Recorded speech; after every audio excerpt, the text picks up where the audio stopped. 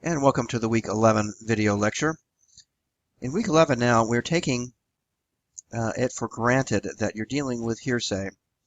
That's the first inquiry that you must have in order to even have anything to do with what we're going to be going over in this week's lecture. So I am assuming that you have already done your analysis. You are convinced that what you have is a statement made out of court, and that it is brought on for the truth of the matter asserted. Or it's not one of the categories of so-called hearsay that have been accepted out of the definition by the federal rules. In any event, I'm assuming that you have hearsay such that if you did not have an exception to the hearsay rule, the evidence would not be allowed to come into court. Okay? That's very, very important because you have to have that preliminary analysis first. Without it, these exceptions don't make any sense to even look at because you don't need them. If it's not hearsay, if it's something that we've already defined as not being hearsay in your scenario, whatever it may be, then you don't have to look for an exception. All right. Now, once we have that hearsay and we're looking at that situation, we cannot assume that the statement is not admissible. In fact, there are more admissibility, more times when hearsay is admissible than when it is not. In fact, only the classic hearsay that is of great unreliability is actually excluded. And we'll see that when we go through these exceptions.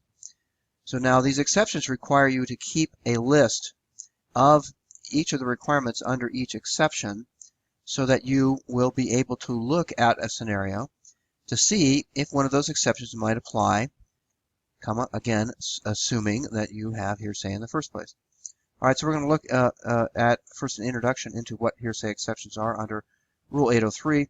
Then we're going to look at our first one, which is called present sense impression and excited utterance. Those are actually two different exceptions.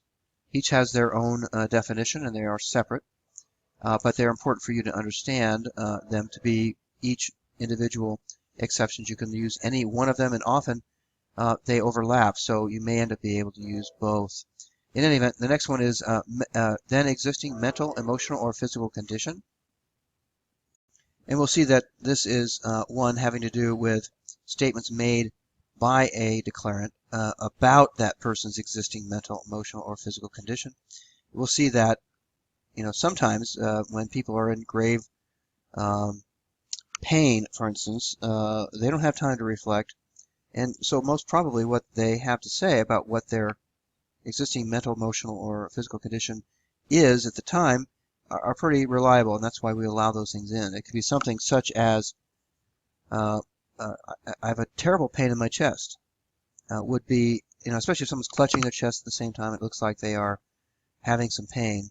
That's a pretty good indication that that's true. So we could have someone who might not be available as a declarant, but we can actually get their statement in because it has that reliability. Next are statements for the purpose of medical diagnosis or treatment.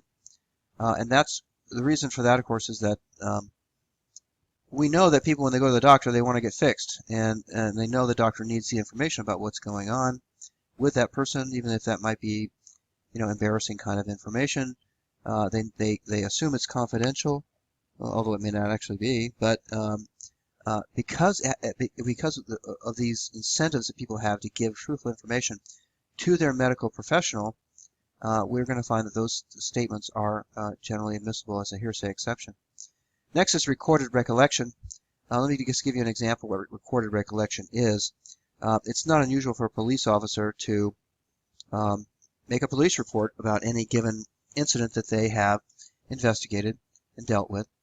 And the reason for that, one of the reasons for that anyway, is to make sure that in case they forget something that might be recorded in that statement, it's so long as they can get on the stand and set certain foundational facts about the reliability of their writing about the incident, then they can testify to what the writing says when they don't recall what it says. And so, in essence, whatever's in that written police report, so long as the foundational facts can be put forth and proven, then anything in that report that has been forgotten about by the officer is something that can come in just by reading from the report itself to the jury as if it were their own recollection. Now, a good example of that would be the officer, took down a license plate number of a car, and that's an important fact. Well, when officer gets to the stand 6 months later for the trial, you almost guarantee he or she doesn't remember the license plate number, but it's recorded in their report. So if I ask the officer, do you recall what the license plate number was of this car? They will say no. All right. Did you write a report? Yes. And then I'll set the foundational facts for the report. Would you please, officer, tell us what your report says about what that license plate number was? And then the officer will simply testify as to what the report says, and now you've got the evidence in that way. Next are records. These are typically business records, but they can also be public records. And we've found a great amount of reliability to business records, public records, and that sort of thing, because they're made not in any anticipation of litigation, and they're not slanted or biased, because people who record this kind of information need truthful information. And for that reason, we let those in. We'll show you what foundational facts we need. And by the way, for all the hearsay exceptions, there's certain foundational facts that have to be established before we're going to be allowing in that evidence. And I want you to think about that, because there's certain things that have to be established before the exception will be found to exist, and then the evidence will come on to the jury. All right. Also, reputation. Reputation is all about hearsay. What have you heard about this person's reputation? Well, that could be 10th level hearsay, or even further in terms of when you got it. It could have started out as a number of people saying good or bad things about a person, and that could have gotten around to 20, 30, 40, 50, 100 people. Finally comes to you, and you can testify to what you've heard about a person's reputation. Why? Because that's how reputations get to us. And yes, we found that to be sufficiently reliable when we want to prove reputation, for that information to come on to prove reputation. Then there's certain learned treatises, and that means certain information in engineering books, where facts and circumstances have been put down for the purpose of experts using that information for one reason or another. So those can be brought on. Judgments. Now, a judgment, of course, is a judgment of a court on a certain case as to what happened in that court case. That would normally be hearsay, because it's an out-of-court statement being brought on for the truth of the matter stated. The matter stated is what the judgment is. And so we can bring those on, because why? Of course, if it's a judgment from a court, you get a certified copy of the judgment. It's very, very, very reliable about what actually happened in the case. Then there's a catch-all hearsay exception we'll go over, which is only in the federal world. We don't see that in the state.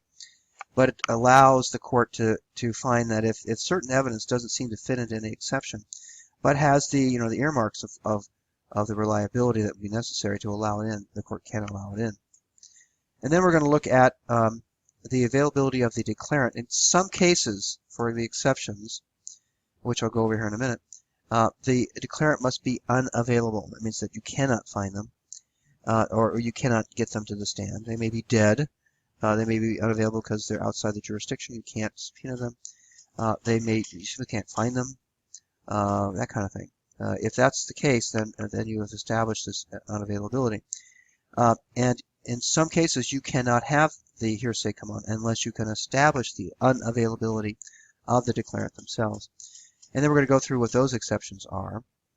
All right, so we'll look at those where the declarant is unavailable. Now, the first ones we just went over, which is the present sense impression, excited utterance, existing mental, emotional, physical condition, statements for purposes of medical diagnosis, recorded recollection, records, reputation, learned treatises, and judgments. These all don't care one way or the other whether the declarant is available or unavailable. You can use the exception regardless, so there's no foundational fact of availability that has to be proven.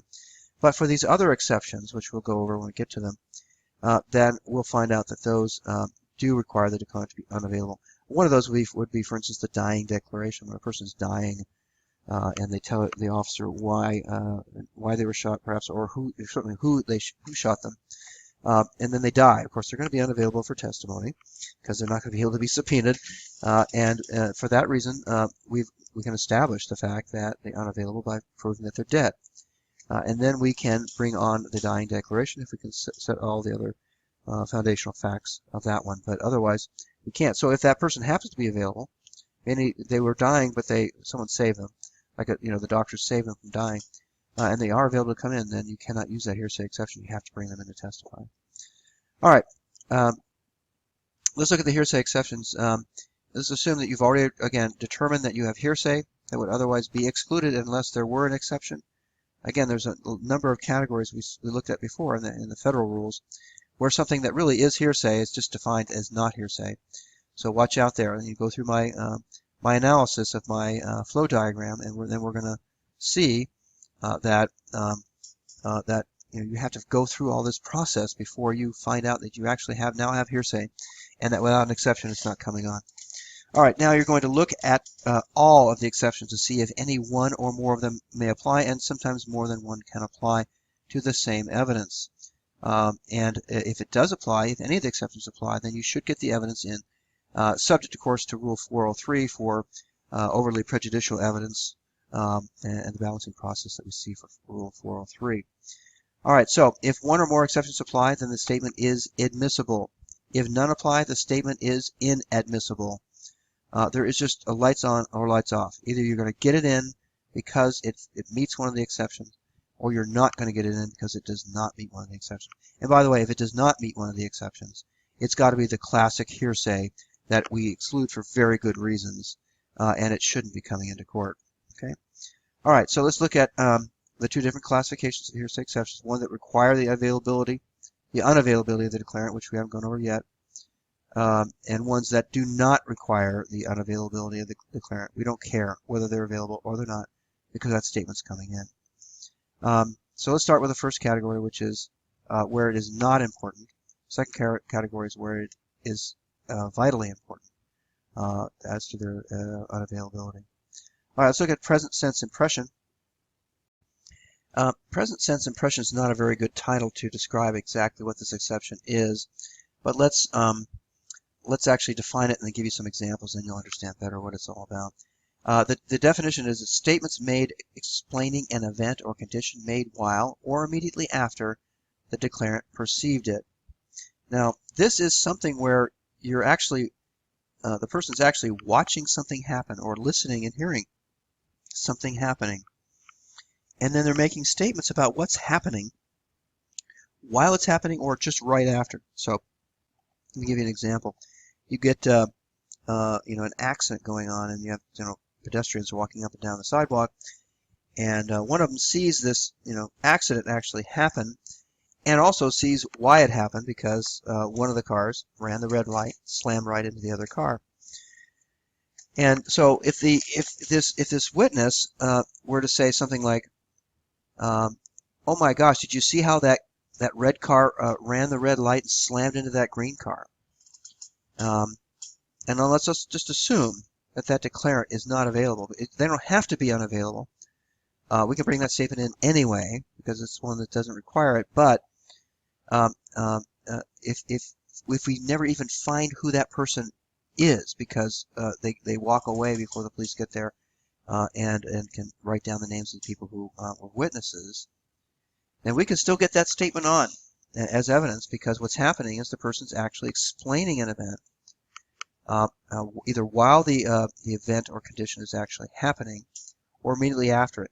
Now, condition could be something going on even in their own physical condition or mental condition, or condition of something that they're perceiving. So, for instance, boy, did you see how mad that guy was? That's a condition, a person's condition.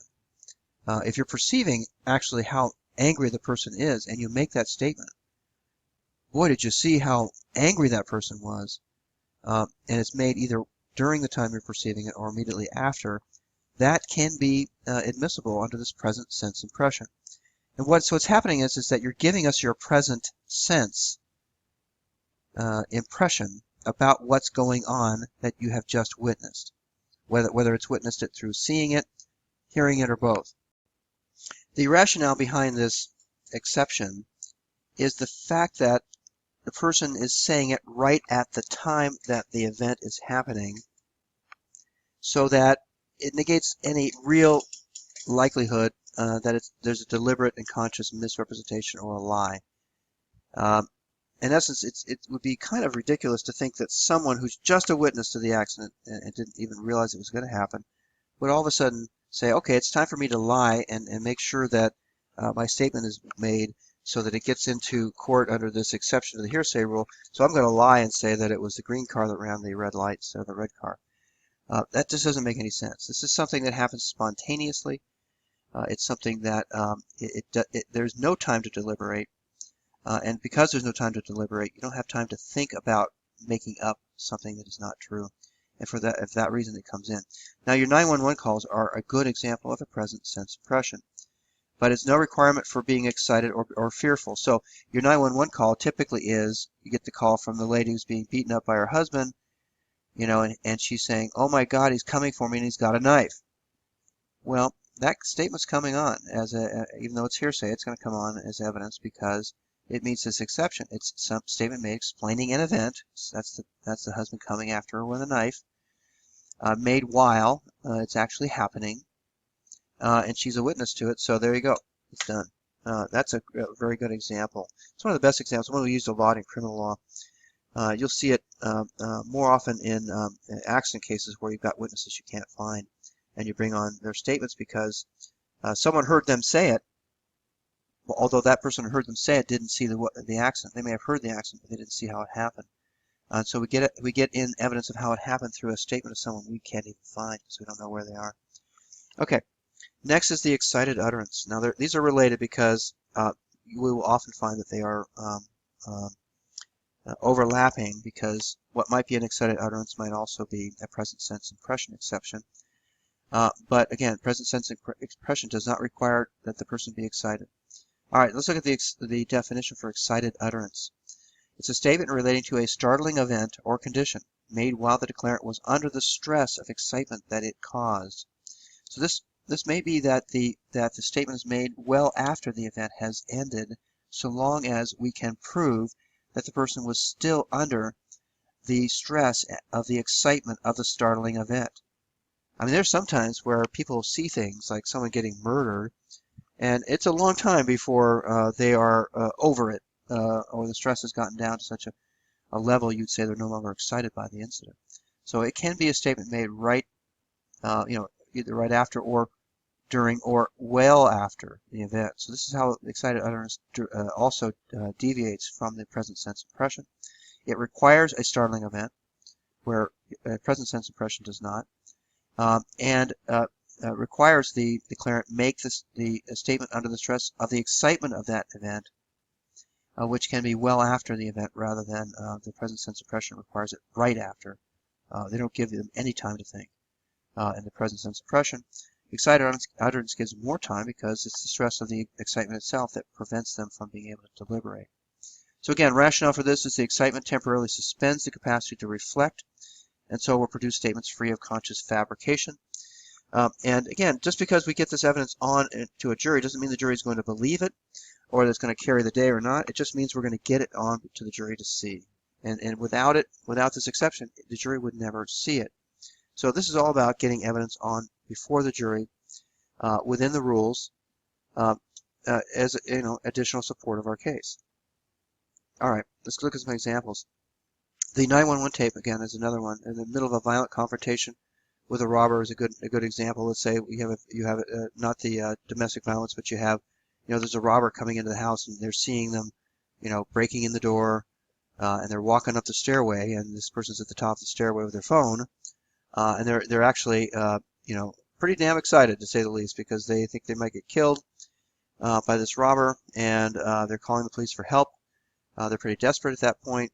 Definitely, it fits the startling incident. Startling when people break into your house in the middle of the night. It's also the stress and excitement is happening. In that case, they're actually doing it right in the middle of the actual event happening. But it could also be a situation where even up to an hour or more later, after everything calms down, a little bit at least anyway. As long as they're still under the stress and excitement of the event, that statement can still come on as evidence under this exception. All right, let's look at the defendant immediately after dropping a pipe on the plaintiff exclaimed, "Damn, I didn't see it. It was my fault. I should have looked." That's a good one because he just dropped a pipe on somebody and obviously hurt him. And they're very upset about it. It's a very startling event. They're still under the stress and excitement of the event. And here they say, it was my fault. I did it. I should have looked. Good one. It's a very good one for the civil type of case. Let's say an officer arrives 10 minutes after an accident and revived the victim and asked, "What happened?" The victim is still going to be under the stress and excitement of the event. They're going to be making a response. That response is coming on into evidence, even though we may or may not have that victim available to testify. There's still their statement of the police is still going to come on as evidence, as if that person had testified. Why? Because it's sufficiently reliable under our idea of what exciter utterance is all about. Okay, let's go into the next one, which is the then existing mental, emotional, or physical condition. This is a statement of the declarant's own then existing state of mind, which could also mean motive, intent, plan, whatever's going on in their head, or their emotional, sensory, or physical condition, but not including a statement of memory or belief.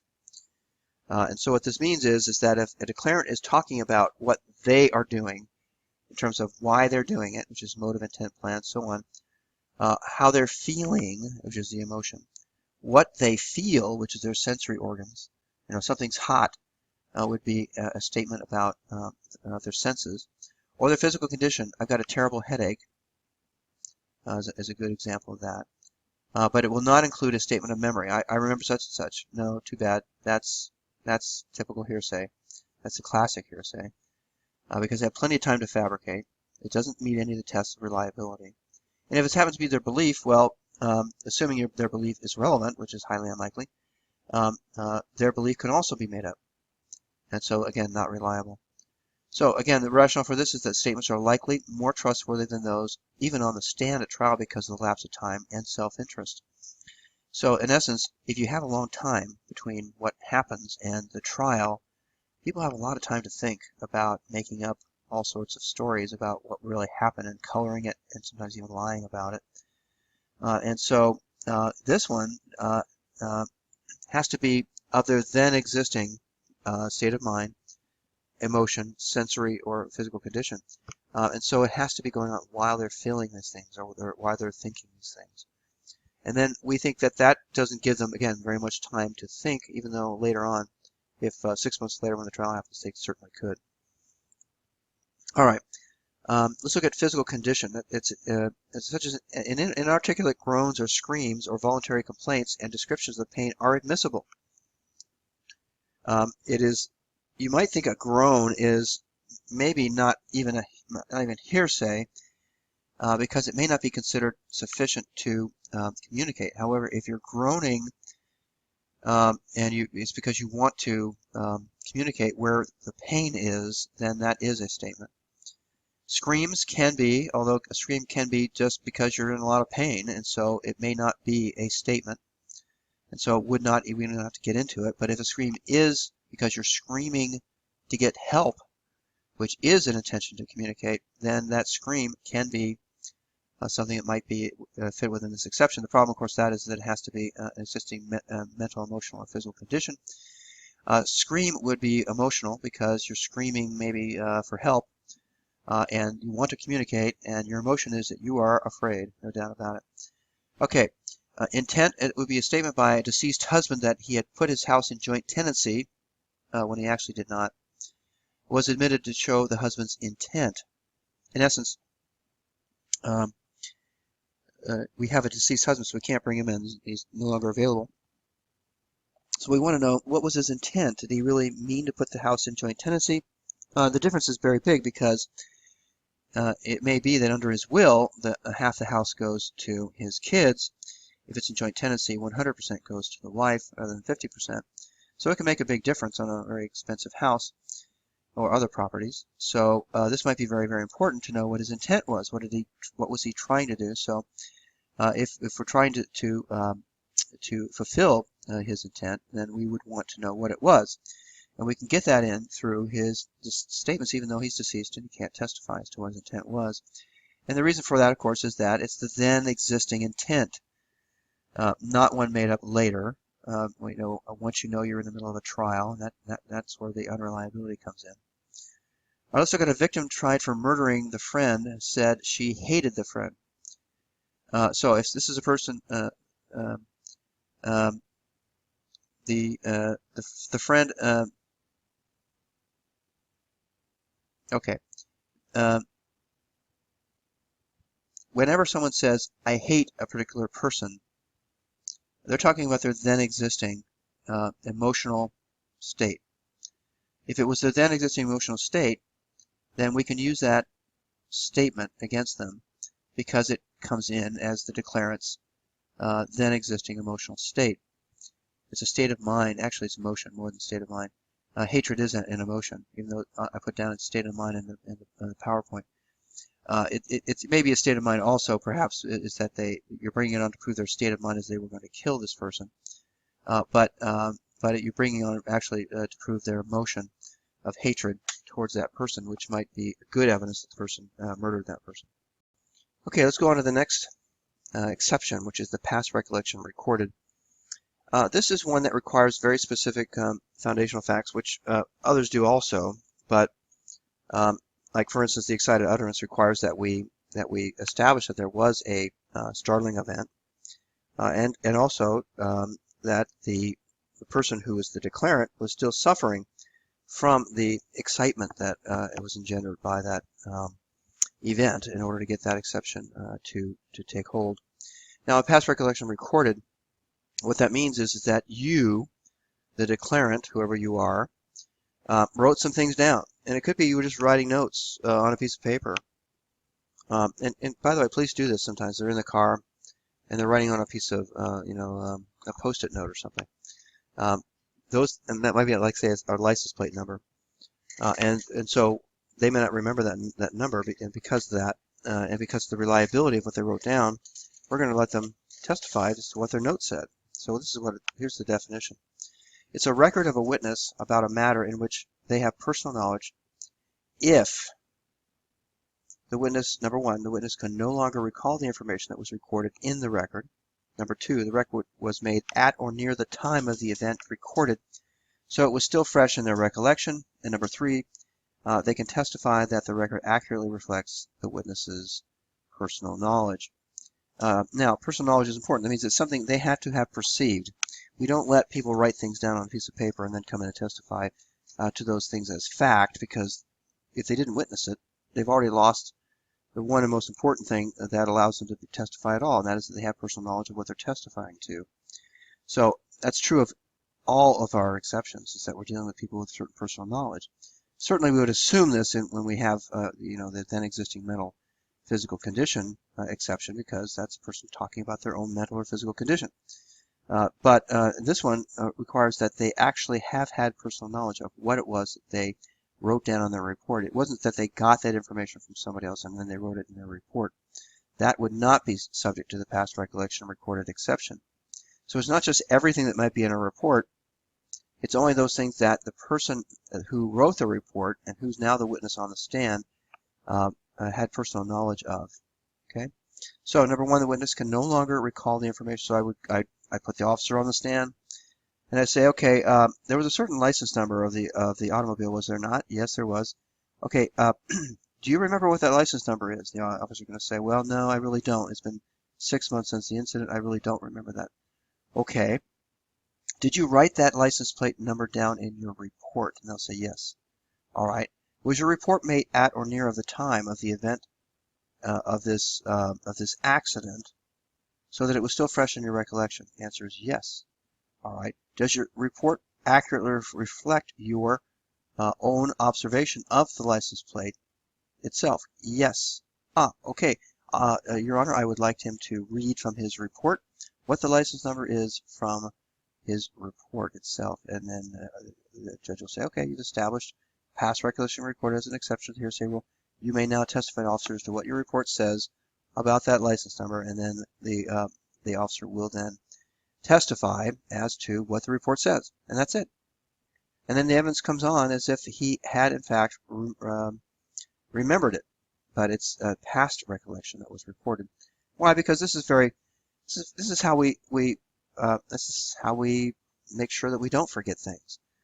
Is we write them down, and as long as people can testify that yes, it was truthful, yes, it was made while it was still fresh in my recollection, I can no longer recall it, then we're gonna let it on, because it's highly reliable, generally speaking. All right, let's look at the next one, which is business records. Businesses make records of everything in the world. I mean, they have to keep records all the time for many different purposes, not just financial records, but all other kinds of things that might be going on. Lots of them. It could be, what deliveries were made on a certain day and to whom, and whether the delivery was hand to hand or whether they left it by the door, that kind of thing. Those are all records because they want to know what was happening, and they know that certain pieces of information are very important to keep, so that if later someone questions them about whether something happened in the correct way, they will have good evidence about what happened, so that they can protect themselves. So we do allow in business records if they meet certain foundational facts.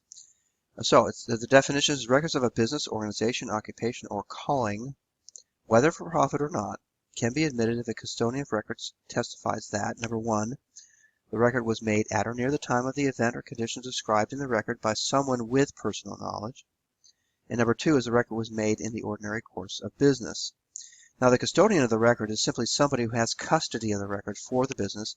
It has to be somebody who's appointed by the business to come in and testify and has sufficient knowledge about how those records were created in order for them to testify to the foundational facts so those records can come in. So let's just use as an example, let's say a telephone company. And of course, what do? They keep records of the telephone calls that you make on your telephone so they can charge you for them. And they also put down the number of minutes that you were making those calls. Okay, so what you have is some information might be very important to our case. So what you do, you bring in the custodian of records for the telephone company, and you ask them, are you the custodian of records for the AT&T telephone company? Yes, I am. All right. Do you have some records with you right now about the phone number of such and such that we want to have admitted into evidence in this case? Yes, I do. Okay. And are you familiar with how those records were created? Yes, I am. Okay. And were those records made at or near the time of the event or condition described in the record by someone with personal knowledge? Yes. Who had the personal knowledge? Well, it was a computer. Oh, okay. Thank you very much. Now, was this record made in the ordinary course of business? Yes, of course it was. Yes. Okay. Thank you very much. Now, Your Honor, I'd like to admit into evidence these telephone records to prove that the defendant was calling this victim of ours as part of the stalking that he was doing. He was incessantly calling her over and over again on several nights a certain week. Okay, done. So that's how we get the records in. Otherwise, it's just hearsay because it's an out-of-court statement being brought in to prove the truth of the matter asserted. We're bringing the record in. It's a statement because it says that a certain person called a certain number for so many minutes at a certain time. That's a statement. It's meant to communicate. It's out of court because it's made by a computer that's actually printing it out on a piece of paper or in a computer memory. And it's being brought on for the truth of the fact the person actually made those calls for that many minutes at that particular time and date. Okay, so business records, one of the prime exceptions to the hearsay rule. It's used all the time. We get in a tremendous amount of evidence through business records. All right, now let's look at public records. Public records is very similar to business records, except that it has one little kicker, and that is that it has to be from a governmental office. It has to be something that was observed while under their legal duty to report. It does not include a police report, by the way, or in a criminal case, because that's actually, we'll see what that, I'll explain that in a minute, but it's essentially, it's a business record where the business is the governmental activity. If we have a governmental activity that requires the government to keep the report of certain things that are going on or observations made, and all the other things are true, then we're going to be allowed to bring that public record in. So what that is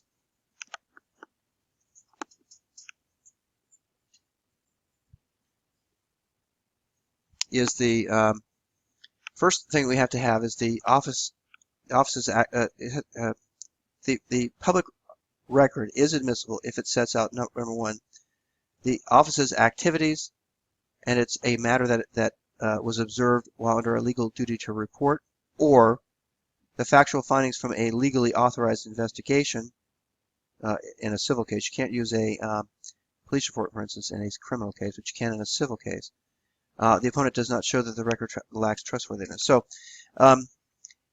it's either one that is required by law to report, or it's something that it's a factual findings from a legally authorized investigation used in a civil case, and the opponent can't show that it lacks trustworthiness.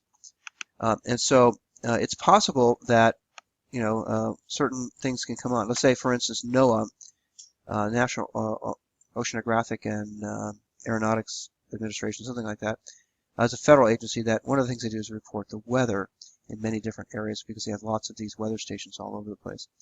Well, you might want to get their weather reports into evidence to show what the weather was in a certain place at a certain time. Well, what you do is you simply bring on the public record and you ask the court to take judicial notice that NOAA is under a legal duty to report the weather to the public and does so on its website. And you just simply bring in a copy of the website itself, and you authenticate that it is coming from the website, and you're there. It's there. It comes in because it's a matter that was observed by somebody. It's usually a computer or system that actually does it automatically. And then that they're under legal duty to report it comes in. Now, if you have a factual findings from a legally authorized investigation, those can only be used in a civil case, not in a criminal case. And the reason for that is very important. When there is a criminal investigation, there can be biases and prejudices brought into that investigation. It's not unusual for police to kind of just follow a certain lead and not follow other leads, for instance. And for that reason, their conclusion that someone did something is of no importance. And their facts and findings can be biased as well, based on the same reasoning. They're sort of invested in finding who did it, and maybe because they want to find who did it, they might not find the right person. And so we don't allow those reports to come into evidence in a criminal case. Let me give you an example of that. This is a case I actually had watched from afar when I was first as a district attorney. And it was a murder case. And one of the things we wanted to do is to prove that the defendant was in the area, because no one actually saw him murder this person. So we had to prove he did it circumstantially. And one of the things it was that he was right in the area where the murder happened at a certain time. The reason why we knew that is that he got a ticket by an officer at a specific location, very, very close to where the murder happened and at the time the murder happened. And so that was very good evidence to put him right at the scene of, or very close to the scene of the murder, very close in time to the murder. Well, we wanted to get on the ticket itself. The ticket itself was essentially a police report in a criminal case. So the crime was whatever traffic violation that he had. And so we couldn't get on the results of the facts that were found as to whether he was in violation of whatever he was accused of, but we could get on the factual finding that they stopped this person at this time at this location. That part was something there was a legal duty to report, but also it was not something that was lacking trustworthiness. It's something that there was plenty of reason to believe that at least that part of the investigation was truthful. Because it could be that a cop might stop someone and write up a ticket and they don't really think the person did it. And so their factual findings about whether a person did a crime or not is just, we can't let that in. It's just too unreliable. And also overly prejudicial to juries, because they think if the police said he did it, he must have done it. So the information in the police report, there's certain information in the police report that might be admissible as a public record, but not others. So remember that we can sometimes get in part of a record when that part meets one of the exceptions to the hearsay rule. Okay, let's look at reputation. Reputation evidence is what people have said about you. concerning your character in the community. These are exceptions from the hearsay rule because that's how you prove reputation. Reputation is all about what you've heard. What do you hear about this person's reputation? That's how it is communicated. That's how it is created, is through word of mouth. And so word of mouth has to be used as the evidence. There's no other way to prove reputation. Does this person have a really good reputation? Yes. How do you know? Because people tell me. Oh, okay. That's what's going on. So it's hearsay on hearsay on hearsay on hearsay. 100 times. You can have 100 times back of someone who actually witnessed a person doing something that built their reputation, and then you get it 100 times later through 100 different people. But even so, that's how you prove reputation. So we had to make an exception for it. Now, reputation. We know that people do in fact earn reputations, and they are often very similar to what they should earn. At least within certain communities. So, and we also allow in reputation from different groups so that we can see that maybe in one group, the person had a good reputation. In another group, maybe they had a bad reputation. It could also be reputation evidence among a person's family by blood, adoption, or marriage, or among a person's associates in the community concerning the person's birth, adoption, legitimacy, ancestry, marriage, divorce, death, relationship by blood, adoption, or marriage. It's also admitted. What this means is, I know that that John is Mary's sister. Why? Because people tell me. Maybe they've told me. That's how I know. Oh, I know that. That's how you know it. You weren't there when the birth happened. You don't know who the father was. You may know who. If you were there at the birth, you might know who the mother is, but you don't know. And then you had to watch these people their whole life to figure out who they really are and whether those people are in fact sister and brother. You could never prove a person is a sister and brother. Except because they tell you that they are. So we have to allow in the reputation for relationships between people, as well as for their reputation in the community. So both of those are reputation evidences that can come on. All right, let's look at judgments of previous convictions. Evidence of a final judgment of conviction of a criminal offense is admissible if, number one, the judgment was entered after a trial or a guilty plea, not a nolo contendere plea. Nolo contendere means I don't want to contend, or I don't want to make a contest out of this. I'm just going to plead to it, but not admit that it happened. But guilty plea does admit that it happened. So it has to be either through a trial and a guilty verdict or a guilty plea. And number two, the conviction was for a crime punishable by imprisonment for a year or more. This is in the federal rules, not necessarily the state, but it's very similar throughout most of the states. So you can get in a final conviction of a criminal offense as evidence of what the criminal offense conviction was. Now this might be very important in a auto accident case, for instance. If someone was convicted of driving drunk on the very incident that you're suing them for, you can get in the final judgment of conviction in the criminal case to prove almost all of your case in the civil case. You can prove the person was drunk, that was the cause of the accident. Now the only question left is how many dollars did you lose? And the reason why you do that is you just simply bring in the final judgment. That person was convicted of it on this particular incident, on this particular date, time, and with these particular victims. That's about all you need, because the rest is just proving up your damages, and you win. Okay, so that's how judgments of previous convictions of crime do come in. Now there's also a catch-all exception. This is the last of the exceptions that don't require unavailability. The catch-all is simply one that disallows the judge discretion to allow in certain kind of evidence that seems to fit the same trustworthiness of our other categories, but doesn't actually fit into any one of them. And so it means under the following circumstances, a hearsay statement is not excluded by the hearsay rule. This is Rule 807. If, number one, the statement was has equivalent circumstantial guarantees of trustworthiness. Number two, the statement is offered as evidence of a material fact, means it's important. Number three, the statement is more probative than any other evidence reasonably available to the proponent. That means they don't have any other evidence available that's going to prove it as well. And then number four, admitting the statement will best serve the interests of justice, which is a catch-all as well, meaning it's the right thing to do. And then you got it. Okay, now that's all of the exceptions that do not require unavailability. Now we're going to go on to the ones that require unavailability. Rule 804 defines exceptions that require unavailability. Now, unavailability means several different things. Either the declarant refuses to or is not allowed to testify due to a privilege. Those are two different ways that you could find someone unavailable. They could come in and I just refuse to testify. That actually happens every once in a while. You get people who come in and say, I'm not going to say anything. And the reason why is because they don't want to hurt the person who may be on trial, and they also don't want to commit perjury. So if a declarant refuses and the court can't force them to testify, they may be considered unavailable at some point along the line.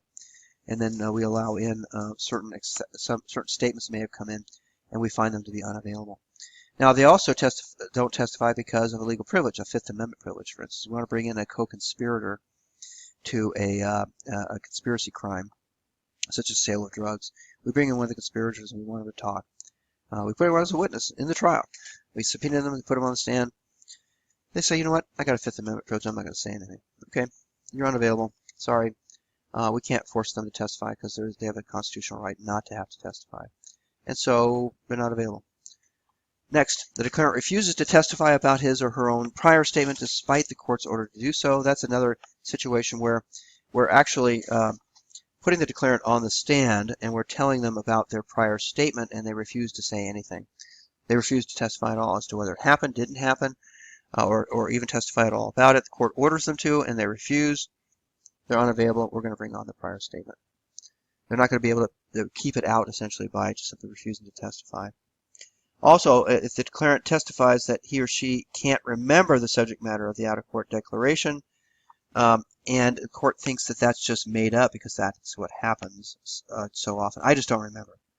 Didn't you make a statement of that you thought this person did such and such? And he says, well, I don't remember. That's a typical ploy to say, I'm not committing perjury because you can't prove I don't remember, or that I do remember and I'm testifying falsely. So that's my way of getting out of perjury, yet I'm not going to give you anything either. No, if the court thinks that's just a subterfuge, which it often is, they're going to they're going to find the witness unavailable, and they're going to let you have on the statement. Also, if the declarant is unable to be present because of death or other physical or mental infirmity, they become essentially unable to come in because they're either dead or they just have a physical or mental infirmity that makes it so they can't testify. Then certainly they're unavailable. And if the declarant is beyond the court's jurisdictional powers to bring them in. And also it could be that we can't find them. That's not one that's listed, but if you can't find them, then they are beyond the court's jurisdictional powers. So think of it that way.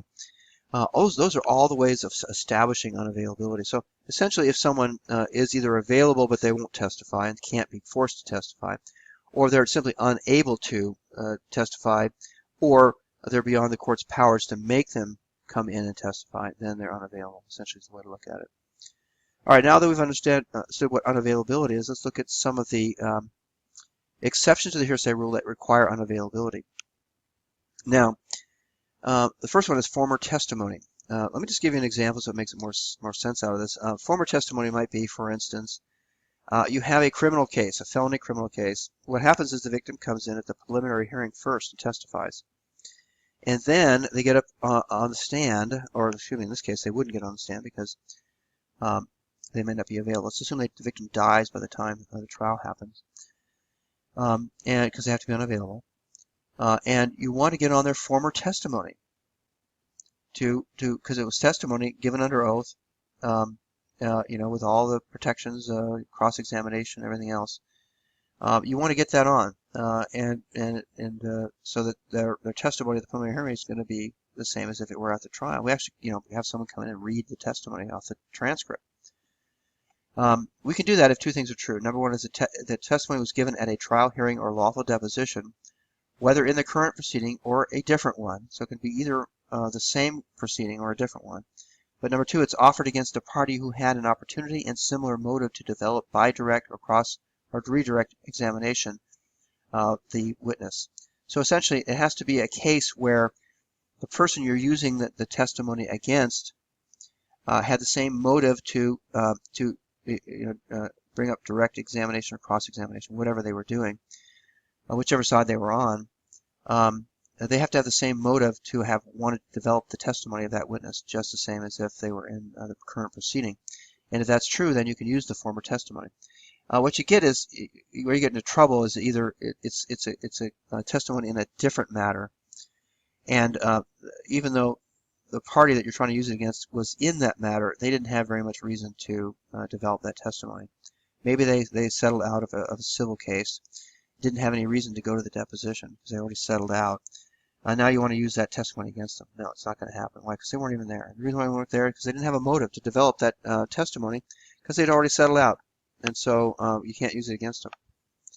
Okay, so the former testimony might be necessary if you can't get the witness in to testify, either because, again, they're dead, they are unable to testify, they're past the jurisdictional call of the court, or what all those other things we talked about for unavailability. We may want to use that former testimony as exact testimony in this current matter. But we have to have these two things: testimony given at a trial hearing or lawful deposition, whether in the current proceeding or the different one. Number two, offered against a party who had an opportunity and similar motive to develop by direct, cross, or redirect examination the same witness. Okay. All right, that one's pretty easy. We have to have all those things established before we're going to put on the former testimony. All right, let's look at dying declaration. This is one that's very dramatic. We see it on TV every once in a while. This is where the cop shows up after being called to a place. Shots fired, and here comes the cop. He's running around, sees someone laying on the ground, goes up to that person, and they say, "Oh my God, what happened to you? You're shot. It looks like you're dying. What happened?" And the person says, "Oh, John killed me." Okay, well, we're going to try and get on the statement that John killed me. That's the statement. The person's going to likely be dead, although they don't have to be. They have to be unavailable, but they may not be unavailable because they're in a coma during the time of the trial. We can't get them to testify. It could be that they lived, but they're now outside the jurisdiction. We can't get them. It could be that they died, either one. If that's true, then we want to get on their statement to prove that John killed them. So in a prosecution for a homicide or in a civil case, a statement that the declarant, while believing the declarant's death to be imminent, and the statement was made about the cause or the circumstances of their immediate or imminent death. So we have to establish through the evidence that the person was under the impression that they were just ready to die. That's why when the cop gets to them and they say, what happened, they also say, before that, they say, it looks like you're ready to die. So they actually put that idea in the head of the person who has been shot, and just for the purpose of being able to establish the fact that the person did in fact realize that they were about to die. You shoot me, I'm probably going to think I'm going to die. Most people would, but it may not be absolutely clear. So the cops will actually tell you, it looks like you're ready to die, and so that it sort of establishes one fact. And then the statement has to be made about the causes or circumstances of their death. How did they die? What happened? And that John shot me is the typical line that you get. It's admissible in a homicide case, and it's also admissible in a civil case. And the person, of course, unavailable because they're dead. All right, let's look at the next one, which is statement against interest. This is an easy one. It's easy to understand. It's also very, very good exception, and it's made on very good reasoning. A statement against interest, it can be any kind of statement, but what it is a statement made that a reasonable person in declarant's position would have made only if the person believed it to be true, because when made, it was so contrary to the declarant's proprietary or pecuniary interest, or had such great tendency to invalidate the declarant's claim against someone else, or to expose the declarant to civil or criminal liability, and, number two, it's supported by corroborative circumstances that clearly indicate its trustworthiness, and that's only if it's offered in a criminal case.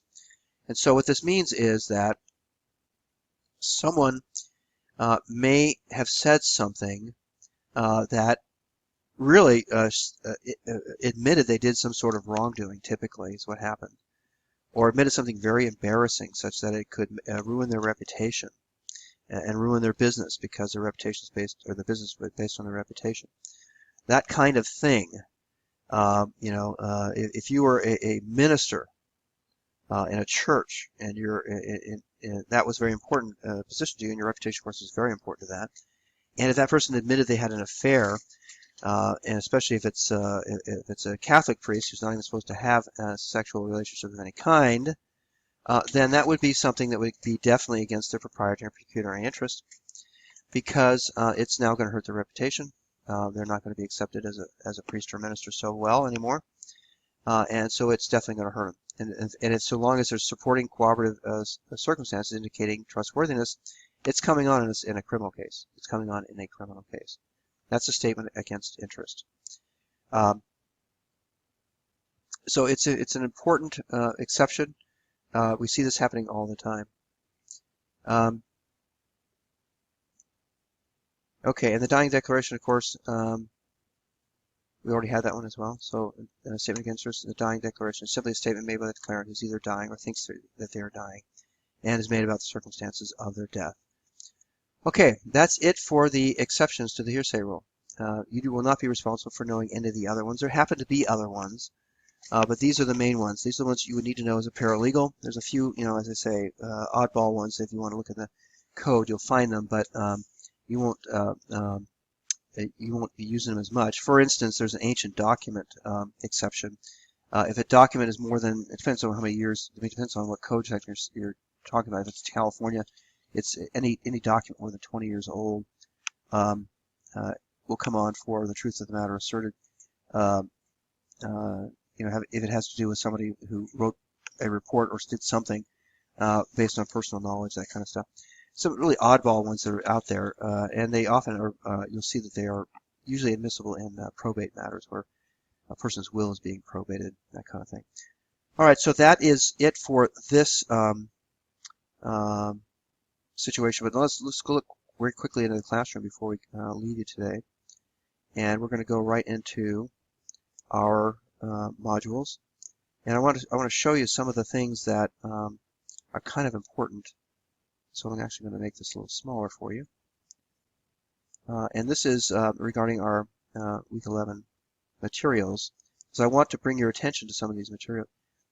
Here are some examples. I can't click on this because if I do, I'm going to possibly get copyright infringement here. But this hearsay exceptions examples are good. I want you to go through those and look at those things as important to your understanding of these exceptions.